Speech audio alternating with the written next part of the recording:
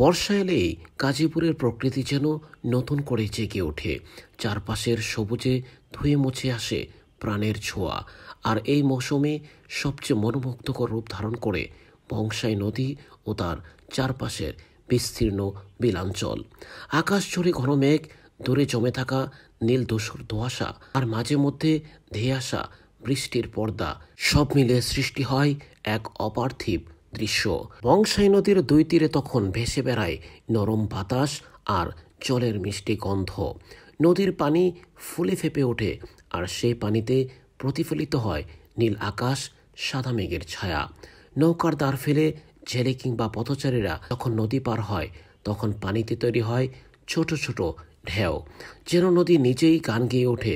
বৃষ্টির ফোঁটা পড়ার শব্দে নদীর সুর আরও মধুর হয়ে ওঠে। বিলগুলোতেও তখন নেমে আসে অপার সৌন্দর্য। দূর দূরান্ত পর্যন্ত পানির চাদরে ঢেকে থাকে সব জমি। শাপলা শালুকের সাদা আর লাল ফুল জলের ওপর ভেসে থাকে, যেন প্রকৃতির নিজস্ব রং তুলিতে আঁকা কোনো জলরঙের ছবি। মাঝে মাঝে জেলেদের ছোট নৌকা বিলের বুক চিরে এগিয়ে যায়, তৈরি করে মন কাড়া দৃশ্য।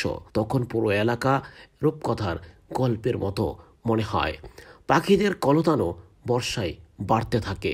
বংশাই নদীর ধারে দাঁড়িয়ে শোনা যায় বকের ডাক, দোয়েলের সুর, আর দূর থেকে ভেসে আসা নাম না জানা অনেক পাখির গান।